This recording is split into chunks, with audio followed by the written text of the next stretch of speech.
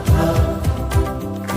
নতুন বছর নতুন শুরু, রাত দিল বৈশাখ।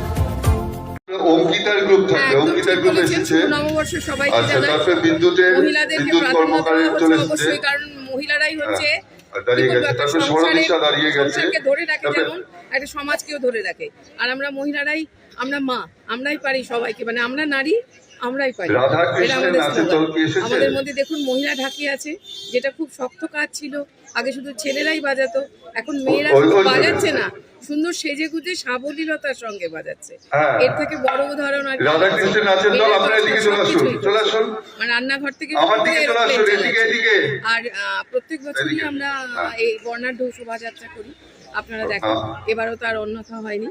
এনারা সবাই কলকাতা থেকে এসছেন, আমাদের সঙ্গে কীর্তন দলেরাও এসছেন, ওরাও খুব সুন্দর নগর কীর্তন করবে। আমাদের খুদে ছেলেমেয়েরা এসছে, যাদের মধ্যে আমরা দিয়ে যাচ্ছি পরবর্তীতে এই সংস্কারটাকে এগিয়ে নিয়ে যাওয়ার। বাংলার নববর্ষে রবীন্দ্রনাথ শ্রদ্ধা নিবেদন করছি। 5 নম্বর ওয়ার্ড প্রতি বছরই এই নববর্ষের দিন প্রভাত ফেরি একটা বের করে, আমরা সকলেই সামিল হই। এই নববর্ষ সকলের পক্ষে সুখকর হোক, ভালো হোক, এটাই কামনা।